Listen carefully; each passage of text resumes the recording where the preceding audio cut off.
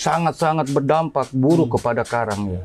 Ya ketika seorang guide tidak memberi sebelumnya dia melakukan aktivitas tidak memberi pemaparan ya atau himbauan, maka para tamu pun akan terlena. Kita tidak permisi. Ya karena itu barangnya sifatnya astral jadi tidak terlihat. Ya udah pasti ada. Di darat, di laut, di udara, dimanapun itu pasti ada. Yang penting tergantung niat kita. Kompresor kan itu untuk isi ban, untuk isi udara ya. Ya mereka gunakan untuk nyelam. Ya itu sangat berbahaya sekali. Karena satu berbahaya racunnya, kedua dia tidak tahu ilmunya.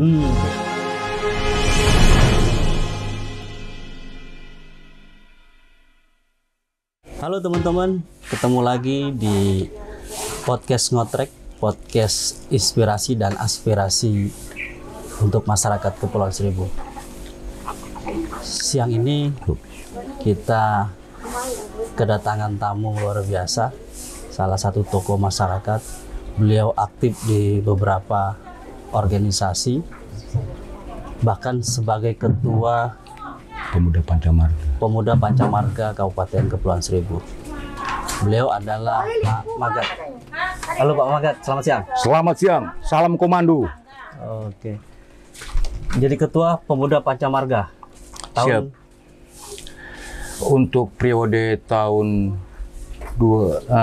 dari tahun 2005 kita tetap menjadi wakil.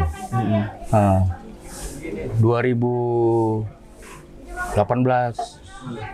tetap jadi wakil sampai sekarang. Kita kemarin baru saja muscap 2022 sampai 2026. Hari ini kita tidak membahas soal Pemuda Pancamarga, nanti itu kita bahas detail di tanggal 17 biar momennya tepat Pak Magat. Siap, 86. Hari ini kita teman-teman Ngotrek kita akan bahas pengalaman luar biasa. Pak Magat ini seorang diver ya, penyelam handal dan syarat pengalaman di Kepulauan Seribu. Mungkin di beberapa titik penyelaman spot di Kepulauan Seribu beliau sudah selami gitu ya. Nanti kita akan dengarkan cerita beliau, pengalaman beliau, suka duka beliau menjadi penyelam di Kepulauan Seribu. Namun sebelum kita korek habis soal itu, kita mau tanya dulu ke Pak Magat. Siap. Ngotrek tahu nggak Pak Magat apa? Kalau bahasa Pulau Ngotrek, yaitu penangkapan ikan bebentong dengan cara banyak mata pancing. Ya, ada juga satu pancing, dua pancing sampai maksimal tidak terhingga. Ya itulah ngotrek. Ya, ngotrek artinya ngotrek tersendiri itu alat tangkap sebetulnya, Maya. Cara nangkap ikan supaya yang dapat itu banyak. Iya, itu. Satu tangsi bisa 10, kalau dia pasang 100 ya bisa 100. Ya. Banyak banget. Ya, iya. Itu banyak banget ya. Tapi kalau memang itu sampel aja, paling 15, 10, 20. Ya, kalau ikannya banyak, ya dia harus juga banyak, tapi agak ribet. Tapi sebelum itu udah oke jawabannya. Tapi sebelum kita bahas tadi, topinya dibuka dulu lah, biar teman-teman Ngotrek lebih kenal nih. Beliau ini tokoh luar biasa ya Pak. Sudah sering keluar juga untuk menyelam Pak Magat. Ya kita sudah keluar, yaitu kita pernah menyelam di ujung Kulon. Itu daerah Legonwaru namanya. Ya, di situ memang so beautiful. Banyak sekali ikan-ikan yang bagus ya, dan lagi banyak juga yang harus diprotek. Ya. Sebelum masuk ke sono ini, saya mau tanya dulu, spot selam di Kepulauan Seribu menurut ahlinya selam bagaimana Pak?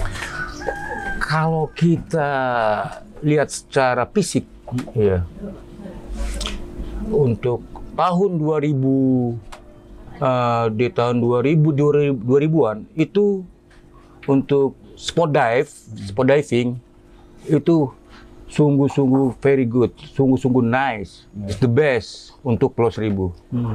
Akan tetapi pas tahun-tahun kemarin ya banyak juga yang mati. Bukan mati itu karang itu bukan disebabkan manusianya juga, bukan, karena perubahan siklus alam. Iya. Jadi beberapa faktor menyebabkan kerusakan karang itu ya bukan disebabkan, ya memang terutama ya memang pada kerusakan itu diciptakan oleh manusia itu sendiri. Ya tapi tidak selamanya manusia itu akan merusak karang, karena ada juga faktor lingkungan juga, faktor alam juga. Ya, atau juga sampah yang berserakan yang tidak sadar menutupi sedimen, menutupi karang-karang sehingga karang itu mati dan tidak berkembang. Artinya ya. Teman-teman ngotrek, Pak Magat ini seringkali mengajak wisatawan ya yang ingin melihat keindahan bawah laut Kepulauan Seribu. Kita akan tanya beliau, selama beliau jadi penyelam itu lokasinya di mana saja yang itu menjadi worth it lah ya. Wisatawan datang ke pulau, dia mau nyelam, ini loh tempat-tempat yang keren menurut Pak Magat. Silakan Pak Magat. Kalau untuk di pengalaman saya waktu itu kita kerja di resort, ya Pulau Kotok Resort. Ya daerah sana pun, daerah Pulau Kotok itu pun masih bagus. Bagus ya. Ya masih bagus sekitar sana, seperti Karang Bongko, Karang Congka, Kaliage, Gusung Munggu.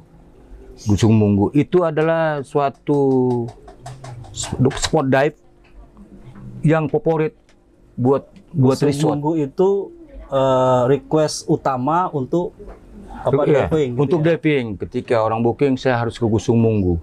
Ya paling tidak dia tahu kurs antara Pulau Kotor dengan Gusung Munggu, ya tahu karena jaraknya sangat jauh. Itu bisa nggak Pak Magat gambarkan keindahan apa yang ada di bawah laut di sekitar Gusung Munggu itu Pak Magat? Kalau di sana itu Gusung Munggu itu terutama dari biotanya itu banyak morel, krondong. Bahasa pulaunya, bahasa lokalnya krondong. Krondong ya. Iya. Belut laut, krondong.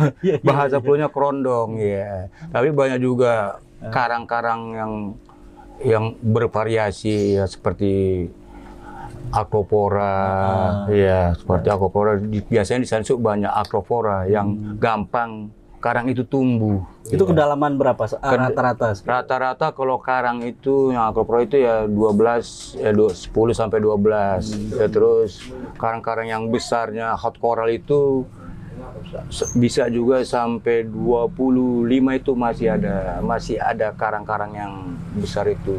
Jadi keindahannya luar biasa. Sehingga diver itu kalau datang ke situ pengen kembali lagi kan? Iya. Ya tapi itu umumnya kalau bukannya di Gusung Munggu aja, ya semua spot yang ada di kawasan Pulau Seribu sama. Iya sama jadinya. Iya sama, artinya sama bentuknya, ya sama culture-nya. Dia tidak wall tapi flat, dia mendatar ya. Karena di Pulau Seribu memang kulturnya tidak ada vulkanik. Tidak ada vulkanik itu ya, tetanik itu ya, vulkanik ya. Ya teman-teman ngotrek, ini kita lagi ciduk Pak Magat, kita ajak ke warungnya Bang Lafadli. Ini tempat jual kopi, apa ya namanya nih?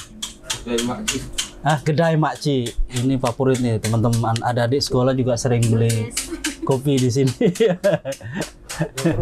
Iya.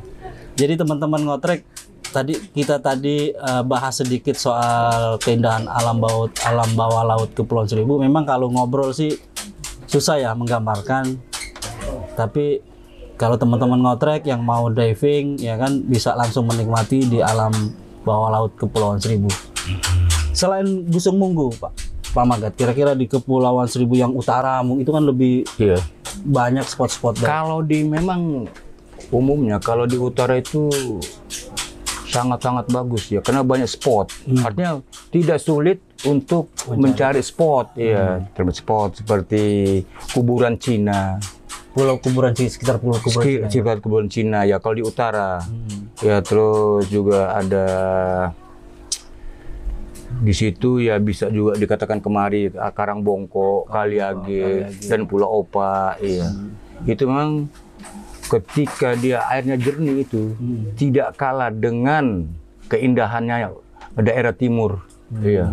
Daerah timur tuh seperti Raja Ampat. Ya, seperti Raja Ampat. Pelabuhan Bajo. Pelabuhan Bajo. Jadi Iya. Pulau Seribu nggak kalah ya. Tidak kalah, ya. karena di Pulau Seribu itu karang yang paling komplit. Iya. Karang komplit itu ada di wilayah Kepulauan Seribu. Jadi semua jenis karang Jenis karang atau hampir 80% jenis karang ada di Kepulauan Seribu. Kepulauan Seribu. Iya, ada di Kepulauan Seribu. Patut itu Pak ya. Artinya juga perlu dilestarikan, dijaga, dipelihara supaya. Nah, pertanyaannya sejauh ini apa upaya-upaya pemeliharaan karang itu? Ya kalau untuk pemeliharaan karang itu ya keterpedulian, ya bukan keterpedulian Dever aja, keterpedulian semua masyarakat di pulau atau di Pulau Pramuka umumnya di Pulau Seribu, kita sama-sama memprotek.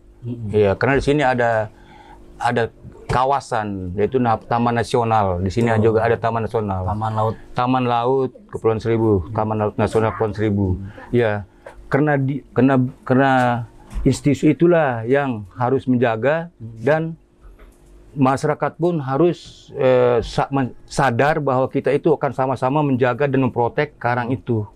Ya, tuh. Ada nggak sih kearifan lokal? Karena gini, karang ini juga kan tempat ikan ya. Tempat ikan berkumpul juga, tempat ikan berkembang biak juga kalau tidak salah Pak Magat ya. Iya. Artinya kita nih sebagai masyarakat pulau ya harus punya kewajiban untuk menjaga karang. Nah, aktivitas wisata saat ini kan banyak nih Pak Magat. Ya ada aktivitas diving, terus ada snorkeling. Kira-kira ada nggak faktor yang menyebabkan terjadi pengerusakan karang secara tidak sengaja dari aktivitas itu, Pak Magat? Menurut Pak Magat? Ya, itu sangat-sangat berdampak buruk kepada karang ya.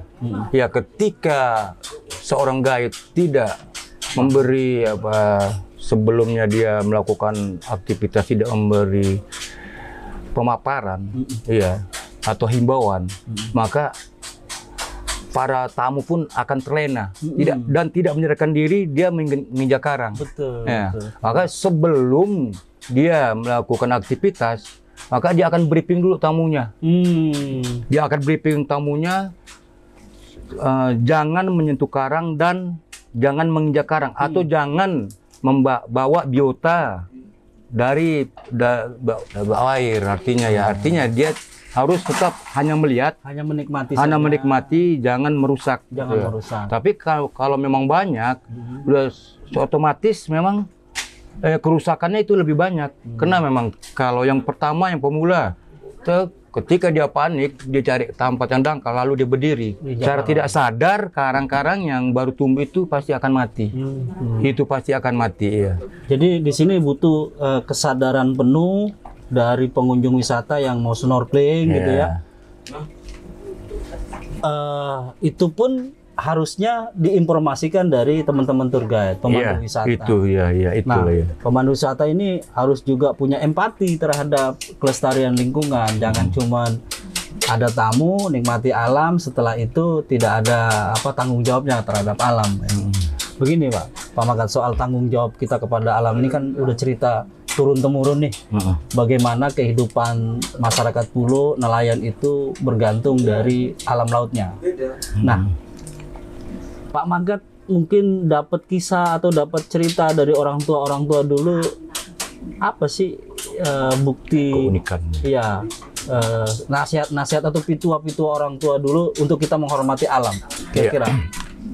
Ya ini sangat bagus sekali nih pertanyaannya. Iya. Jadi memang dimanapun tempat pasti ada sesuatu lah, baik itu mistik maupun apa. Yang pasti kita sebelumnya turun ke laut, ya kita harus permisi. Karena kita tidak tahu, kalau kita tidak permisi, ya karena itu barangnya sifatnya astral jadi tidak terlihat. Ya udah pasti ada. di darat, di laut, di udara, dimanapun itu pasti ada. Iya. Yang penting tergantung niat kita. Iya. Apa niat kita mau merusak, apakah niat kita mau menikmati. Iya. Tapi kita permisi, izin penjaga laut. Iya. Iya. Nggak izin. Saya mau izin. Ya, saya ini untuk mencari makan. Ya, jangan ganggu lah. Iya. Iya.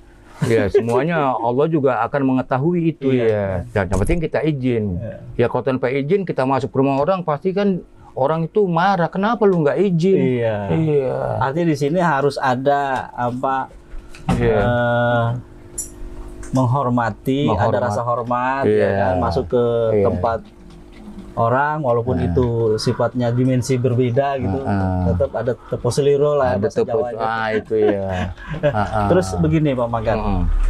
kita tidak akan mengulik jauh soal hal-hal yang sangat berbau mistis, tapi Iya, mungkin iya. Pak Magat selama menjadi diver itu menjadi Penyelam, ya. penyelam itu mungkin ada sedikit ya buat teman-teman ngotrek ini mendapat informasi atau mendapat kisah selama jadi Pak Magat jadi penyelam.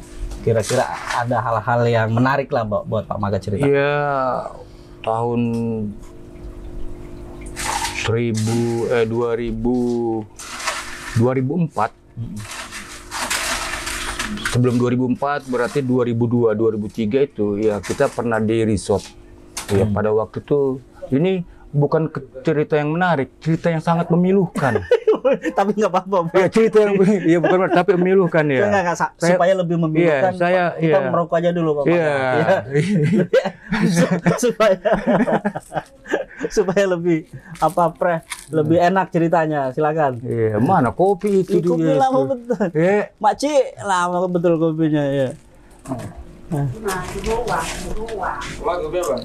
Ya, bikin kopi hitam. kopi hitam. Iya. Iya, jangan pahit. Iya, teman-teman ngotrek, kita kebetulan ngotreknya emang on the spot. Sekaligus kita pesan-pesan kopi, tapi kopinya bukan khas 10.000, kopi banyak lah, kebanyakan karena di 10.000 nggak ada yang khas Iya. kopi. Ya silakan Pak Magat. Ya, kejadian-kejadian yang pernah saya alami itu, ya pada waktu itu ketika saya bawa tamu, yaitu dari kedutaan, ya maksudnya dari kedutaan Belanda, dia niat mau night diving, artinya menyelam malam. Oh, selamat malam. Nyelam malam ya, nyelam malam di Pulau Koto Kecil. Di Pulau Koto Kecil, kemudian ya kita udah siap semua, kita pergi nyelam dan kita turun. Pada waktu itu tenang, air tenang sekali air itu. Nah, pas begitu kita turun, kita udah komunikasi sama kaptennya. Kapten, saya bilang, ini sebentar lagi, ini tenang, tapi jangan kamu tetap waspada. Ini ada gelagat, ada pirasat saya itu sudah di sebelah timur itu sudah membuat alis, berarti sebentar lagi akan turun hujan. Ya, tahayul ini dia katakan, dia tahayul dia katakan, waduh tahayul dia katakan. Ya karena dia orang kota, nggak tahu alam. Iya. Tahayul udah. Pas begitu saya nyebur, serat. Dia nyebur, kita nyebur aja. Udah semuanya oke nyebur, set. Nah, pas begitu dapat hampir 1 jam, memang penyelaman kita penyelaman tidak dalam. Boleh kita menyelam 1 jam boleh. Kalau di kedalaman sekitar 12 meter. Di atas 15 meter. Ya, ada 12 meter lah ya. Nah, pas begitu kita nyelam, arus kencang di bawah. Rupanya berubah arus. Dia lihat arus atas. Arus atas ini arahnya ke timur. Dia kan nggak tahu di bawah. Misalkan arus bawah, arahnya ke barat. Set, iya. Berbalik berarti. Iya, jadi arus atas arahnya ke timur, arus bawah ke barat. Saya ikutin arus. Saya bilang, ini arus. Kata saya tamu, saya ngomong, this is strong current. Yeah, strong current. But you don't many kick. Jangan banyak-banyak bergerak. Just following current, just drifting current, kata. Ikutin aja arus. Komunikasi itu pakai bahasa Inggris itu. Iya, pakai karena dia takutnya dia tak paham. Iya. Iya, kita bahasa Inggris lama dia. Iya. Oh, be careful. Yes, so. I want to be careful. Ya, saya akan siap selalu. Nyebur saya, seret. Pas itu nyebur, pas begitu dapat 40 menit naik ke permukaan. Siapa yang naik nih? Saya, semua tim naik. Oh iya, waktu itu berapa, Pak? Ada 5 orang, naik semuanya. Seret, terus naik permukaan. Pas begitu saya kapal itu udah gelap, hujan. Hujan gelap. Sesuai firasat, Pak. Hujan gelap ini. Mana ini? Nggak tahu kapal itu orangnya ketiduran. Oh, yang iya, kapal ketiduran. Pas dia bangun, dia bukannya jemput ke barat, dia jemput ke timur. Dia kan udah beda arah. Beda arah. Sedangkan harus kenceng, harus atas juga kan. Harus atas kenceng, harus atas itu pindah, bergilir waktu saya nyebur harus atas ke barat. Ini harus atas ini pindah dari timur ke barat. Jadi kita di permukaan itu berbalik lagi, ngikutin arus bawah kali ya. Iya, ikutin arus bawah dia. Kenapa dia bisa ngikutin, heran juga ini kan. Iya. Pas sampai ini di mana posisi saya? Iya, satu malam itu di mana posisi saya? Pegang kasih komando. Pegang kamu buka semua alat-alat yang ada kan, berat white belt dibuka. Iya, white belt dibuka. Tabung karena udah habis, masih ada tetap dipakai. Kalau memang itu sudah habis, buka aja tabungnya. Iya kan? Udah. Nggak tahu itu dia udah jauh, nggak kelihatan ufuk udah kan? Nggak taunya itu mau hampir daerah Krakatau. Hah? Daerah Krakatau ya. Itu hanyutnya sampai daerah Krakatau. Iya, saking kencengnya itu arusnya. Sedangkan ya 1 jam aja, kita 3-4 jam di laut itu kan, udah sampai daerah sana, bingung ini kok cepat banget ini nih. Iya, wah komplain tabungnya. Wah, bagaimana ini kita itu mati di atas air nggak ada di permukaan. Di atas permukaan pakai. Iya. Ada life jacket atau Ya kita ada VCD, ada regulator. Ya karena kita belum naik kapal, itu waktu di permukaan aja. Wah, ribut udah kan. Ribut sampai pas begitu dia ribut, kita nggak tahu udah posisi dia ribut entah apa gimana di resort. Ya tinggal kita menjaga keselamatan kita. Nah, pas begitu malam itu, pas begitu mau keluar matahari, ada nelayan. Ada nelayan yang mau cari ikan. Ngotrek. Bukan mau ngotrek kayaknya dia. Pas begitu dia, saya kapal itu ya, samperin serot, disamperin. Diajak naik semua ya. Kalau memang nelayan itu tidak ketemu nelayan, udah kita jauh dah, lebih tambah jauh dah ya. Ya dibawalah ke Pulau Sebesi. Pulau Sebesi itu Pulau Sebesi sana daerah Lampung atau ke daerah Lampung ya. Iya, di Krakatau. Krakatau ya kan. Ada Pulau Sebesi di situ kan, daerah Krakatau lah. Iya, daerah Krakatau ya. Jadi itu apa pengalaman? Itu pengalaman. Tapi ya. Ada lagi pengalaman yang membuat kita mau mati di bawah air. Aduh, ya Allah.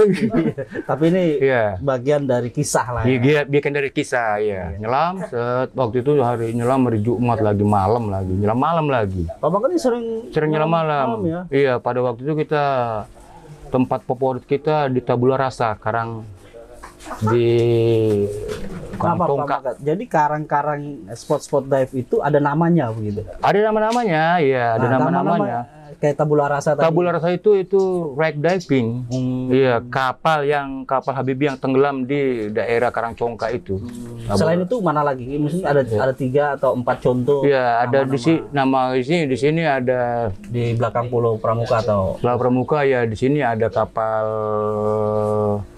perikanan ya, Pulau Pramuka ya. Sama juga kita kalau yang namanya kapal itu udah namanya wreck diving udah ya.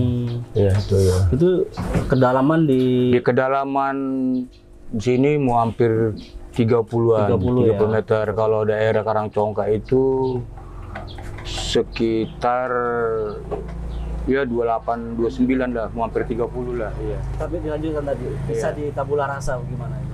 Kisah Tabula Rasa nyelam, pas begitu nyelam sampai malam lagi kan. Priplo. Jadi Priplo jadi agak susah nih bahasa. Ya, Priplo itu di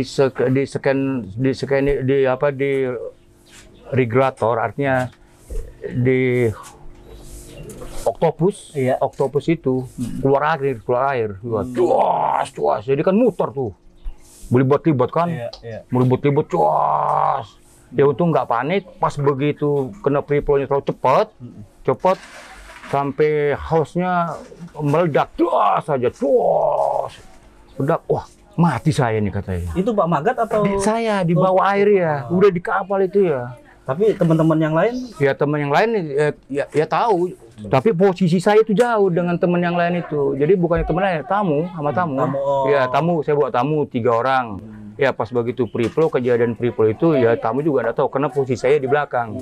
Dia udah ke depan dia kan, di dalam ke 30 meter. Pas begitu free-flow kan, kita kan udah kehabisan udara nih. Kehabisan udara, lepas saya tabung, kita langsung ambil CSA itu. Naik tanpa udara. Melakukan CSA itu artinya ketika emergensi, kita buka wet bell, kita CSA, kita... Ini gini Pak Magat, saya potong dulu, mohon maaf. Ini kan salah satu informasi menarik nih, teknik lah ya. Teknik ya. Supaya kita bisa menyelamatkan diri ya. Nah itu coba detailnya bagaimana teknik itu untuk supaya naik ke permukaan ketika ada trouble. Ya kalau memang itu emergency kita harus naik, ya kita jangan sayang itu bahwa ini alat kita mahal. Ya lebih baik kita selamatkan ya nyawa kita. Kalau memang itu ke BCD bisa kebuka, ya silakan kita buka. Kalau memang nggak bisa buka BCD atau wet bell kita buka, langsung ke atas dengan membuka rahang kita sampai ke permukaan. Terus insya Allah itu kita akan selamat. Tapi teknik ini apa standar lah mungkin? Ya itu standar di federasi manapun itu harus diajarin lah. Artinya tidak, oke.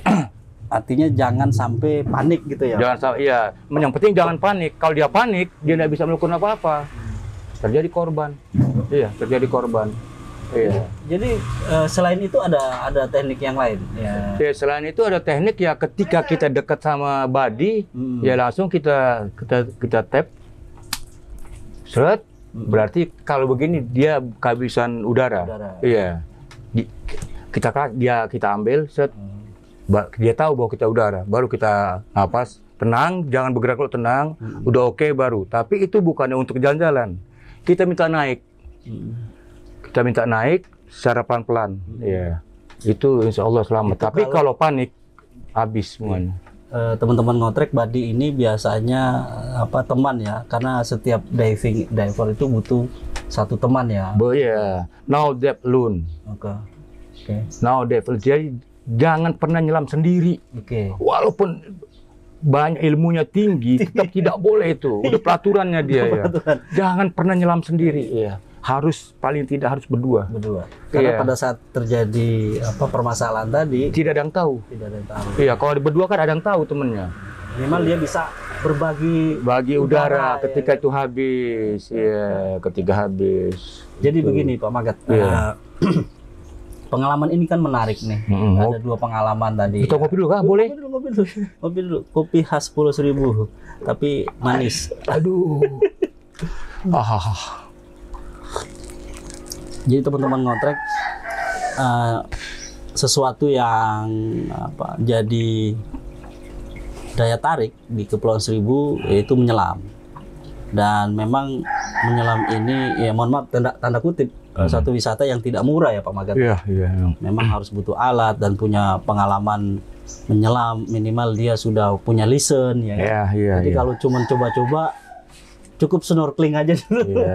10.000. Jadi menjadi seorang penyelam sampai ke tingkatan instruktur Pak Magat bisa nggak memberikan informasi itu? Iya. Untuk selam itu berjenjang. Pertama yang kita ambil yaitu open water, dalam dasar open water. Iya, open water. Kemudian di situ ada naik jenjang advance. Ya.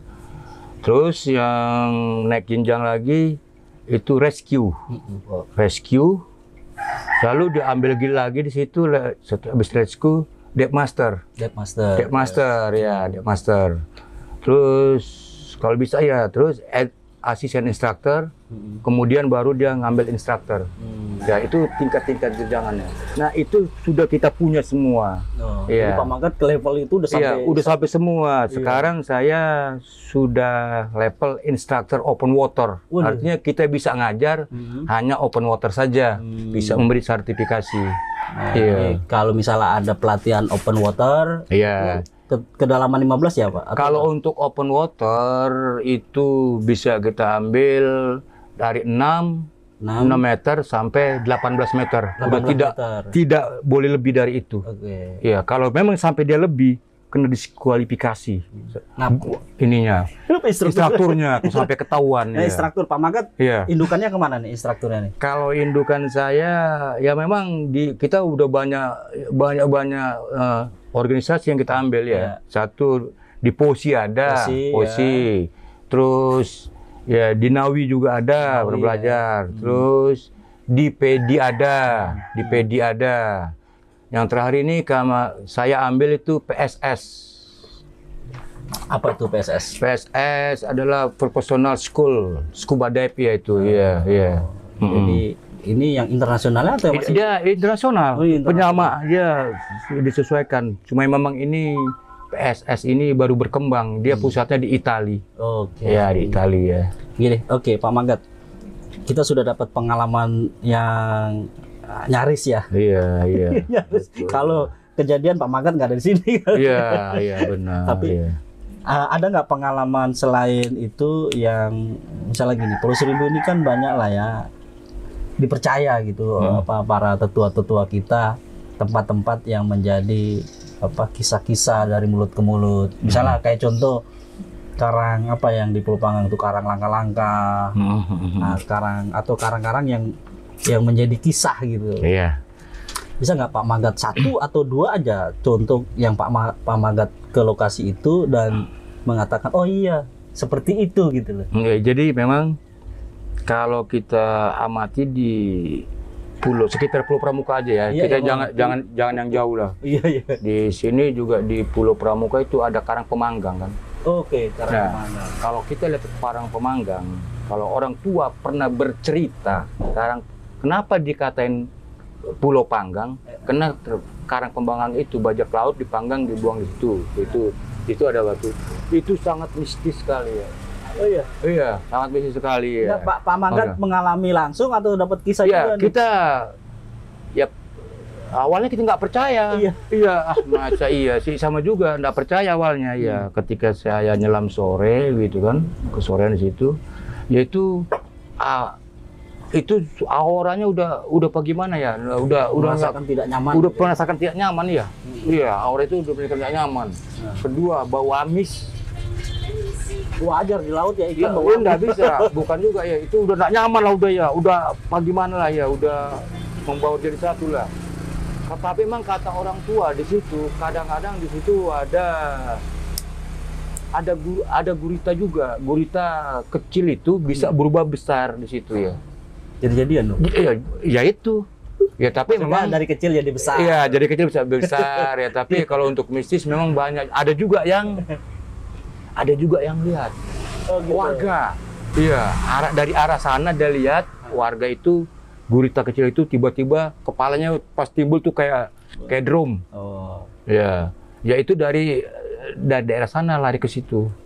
Iya. Kalau di karang langka-langka sendiri sebetulnya tidak mistisnya tidak kuat karena itu memang artinya dia orang baik-baik lah, karena itu pengantin katanya konon ceritanya pengantin itu belum dapat beberapa hari, pas begitu habis jadi pengantin besoknya pagi kehabisan air, dia ngambil air di Pulau Pramuka dari Pulau Panggang. Ini warga Pulau Panggang. Nah, iya dia warga Pulau Panggang. Pada waktu itu kan di sini kan belum ada penduduknya. Iya. Katanya di pulau sini pulau angker karena melintang bujurnya. Nanti kisah pulau lang kita cari ahlinya. Iya, ntar kisah pulau kita cari ahlinya. Pas begitu di tengah itu dia tenggelam. Tenggelam seret. Ya itu dia jadi batu.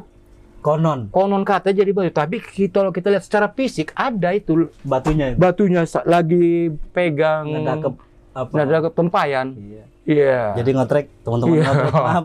Ini Karang Langka-Langka, saya pernah tulis kisahnya itu, kalau tidak salah di Google bisa dicari, kisah sejati Karam di Karang Pengantin. Jadi kadang orang manggilnya Karang Langka-Langka iya. atau Karang Pengantin karena di situ menurut informasi yang saya terima ada semacam batu, ya agak mirip ya dengan yang diceritakan oleh tadi Pak Magat. Iya. Ini sekitar Pulau Pramuka saja, Pulau Panggang. Sekitar Pramuka aja. Belum ya. pulau-pulau yang lain. Belum Mungkin yang ada kisah pulau-pulau lain ya. Kalau kita bahas nanti kalau secara mistik nanti orang nggak mau nyelam. Iya. Iya. Tapi kalau Ya, buat tapi kalau untuk keindahan ya boleh-boleh aja. Tapi kita kalau nuwun permisi Pak, saya mau nyelam di sini, jangan ganggu. Ya begitu aja bahasanya. Intinya izin lah. Izin lah, ya. Sebelumnya nyelam ya kita izin berdoa. Ya kita minta supaya kita dilindungi dari hal mistis dan gaib itu. Oke, kita sudah banyak cerita Pak Magat. Ini ada pertanyaan inti sebenarnya. Dari yang inti. Begini, Pak Magat kan sebagai diver, ya penyelam yang memang prosedur ya. Berprosedur standar ya. Ya, standar. Artinya ada mekanisme yang diatur sesuai dengan apa standar-standar baik itu nasional maupun internasional. Iya. Pak Magat, di Kepulauan Seribu ini kan banyak lah teman-teman nelayan kita Pak Magat yang memanfaatkan apa alat selam tapi bukan peruntukannya, misalnya kompresor. Iya. Terus banyak peristiwa-peristiwa nih teman-teman yang mengalami kecelakaan lah atau yang lain-lain. Bisa nggak Pak Magat kasih sesuatu informasi bahwa ini harus sudah bergeser loh? Jangan lagi menggunakan ini. Silakan Pak Magat. Ya sebetulnya memang ini bukannya tanggung jawab institusi aja ya. Kita pun sebagai masyarakat harus peduli dengan standar penyelaman yang tidak melakukan prosedur itu kan. Ya apalagi dengan penyelaman dengan melakukan kompresor. Kompresor kan itu untuk isi ban, untuk isi udara ya. Ya mereka gunakan untuk nyelam. Ya itu sangat berbahaya sekali. Karena satu berbahaya racunnya, kedua dia tidak tahu ilmunya. Iya. Berarti kalau tahu ilmunya boleh dong? Bukan begitu. Berarti memang karena dia tak tahu ilmunya, maka karena dia tidak belajar, maka alat apapun dia gunakan. Iya. Karena dia saking ketidaktahuannya.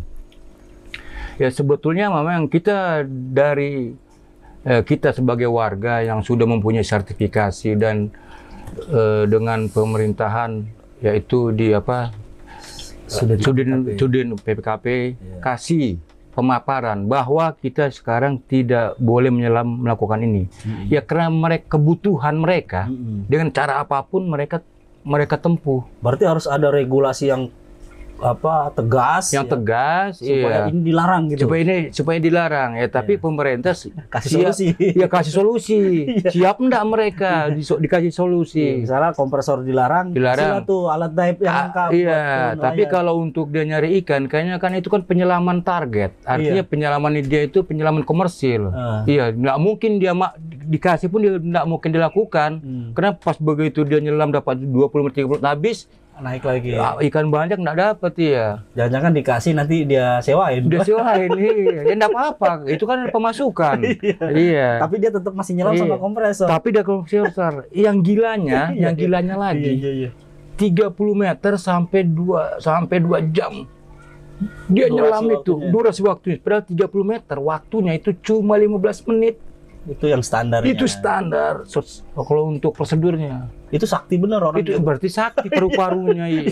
Iya, kita juga salut ya. Habis itu. Iya, habis begitu pas dia naik begitu. Dibawa kakinya lumpuh. Katanya dicekik jin itu mereka yang karena tidak ketahuannya itu ya. Dan itu dekompresi dia. Dia salahin. Yang dia salahin dicekik jin di pulau bawah dia kata. Sakit kepala kalau begitu mah. Ya ini mohon maaf ya teman-teman ngotrek, ini pembelajaran. Artinya seperti apa yang dikatakan Pak Magat tadi bahwa masyarakat bukan hanya pemerintah, kita semua lah yang paham dan mengerti itu harus menginformasikan bahwa itu sepantasnya tidak digunakan. Ini untuk keselamatan bersama.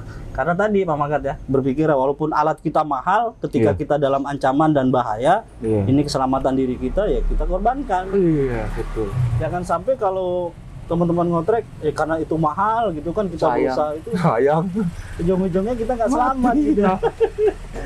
Ya. Tapi intinya apapun yang disampaikan Pak Magat, ya semoga ini jadi inspirasi dan informasi ya bahwa Kepulauan Seribu kaya akan potensi wisata, salah satunya wisata menyelam. Closing statement Pak Magat. Iya. Jadi setiap orang pasti punya harapan, punya keinginan. Iya.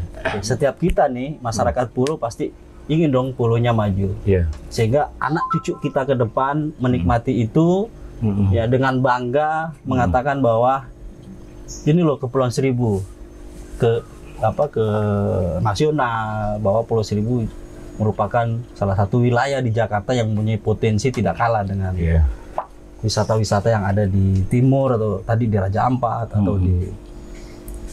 Silakan Pak Magat, harapannya apa untuk Pulau Seribu ke depan? Ya karena memang kita di Pulau Seribu ini termasuk 10 terbesar di wisata di Indonesia. Iya.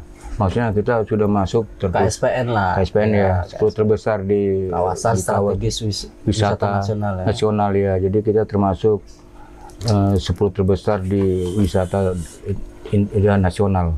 Jadi harapan saya, ya kita saling menjaga lingkungan, menjaga lingkungan, jangan saling merusak,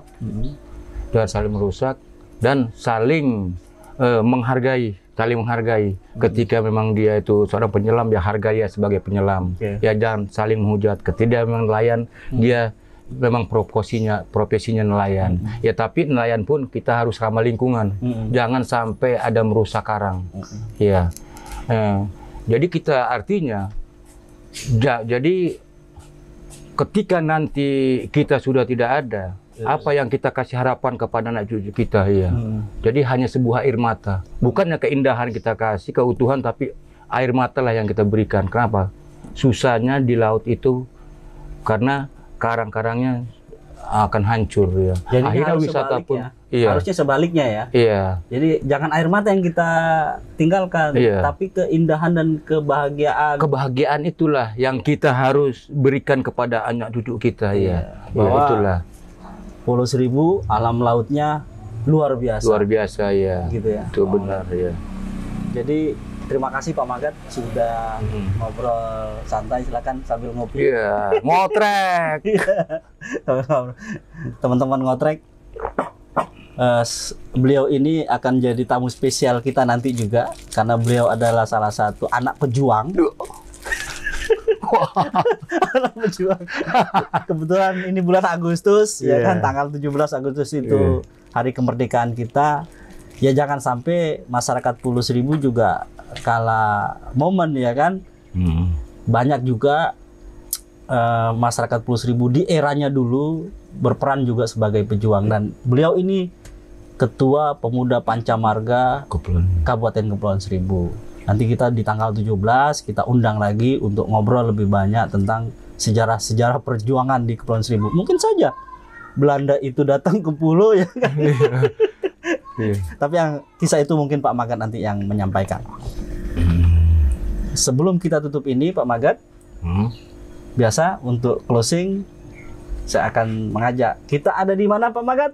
Di Ngotrek. Terima kasih. Sampai jumpa di edisi selanjutnya. Assalamualaikum warahmatullahi wabarakatuh.